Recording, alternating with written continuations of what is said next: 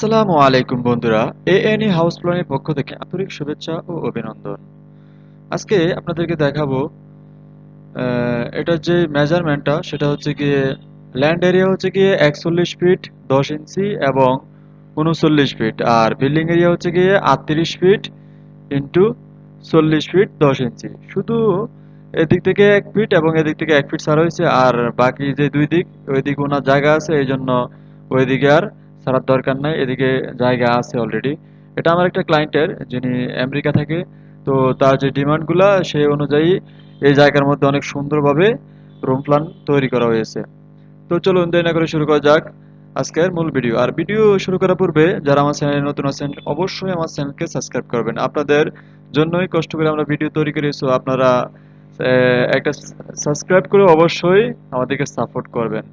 তো প্রথমে এটা সামনে যে সাইডটা, এখান দিয়ে রোড আছে, একটা রাস্তা আছে। রাস্তা দিয়ে প্রথমে নিচতলা আমি দেখাই। নিচতলার মধ্যে এখানে একটা পার্কিং এর জায়গা রাখা হয়েছে। স্বল্প ছোট করে একটা পার্কিং জায়গা রয়েছে যাতে গাড়িটা রাখা যায়।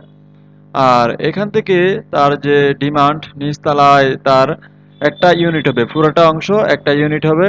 তার মধ্যে 4টা বেডরুম হবে, 3টা টয়লেট হবে, যার মধ্যে 2টা অ্যাটাচ এবং একটা কমন ড্রয়িং রুম এবং ডাইনিং রুম থাকবে।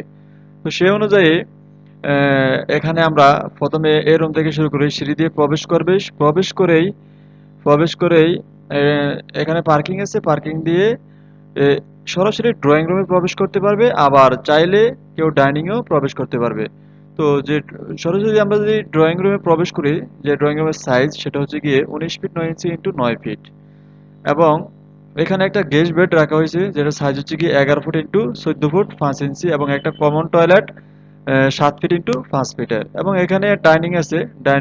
ডাইনিংটা হচ্ছে গিয়ে 13 ফুট ইন্টু 9 ফুট 5 ইঞ্চি, এবং এখানে 3টা বেড আছে। এখানে একটা আছে অ্যাটাচ মাস্টার বেডরুম, যেটা সাইজ হচ্ছে গিয়ে 11 ফুট 5 ইঞ্চি ইন্টু 11 ফুট 5 ইঞ্চি। এখানে সাইডে দিয়ে একটা বাথ এবং টয়লেট, অ্যাটাচ টয়লেট একসাথে করা হয়েছে, এবং একটা সামনে একটা বারান্দা আছে।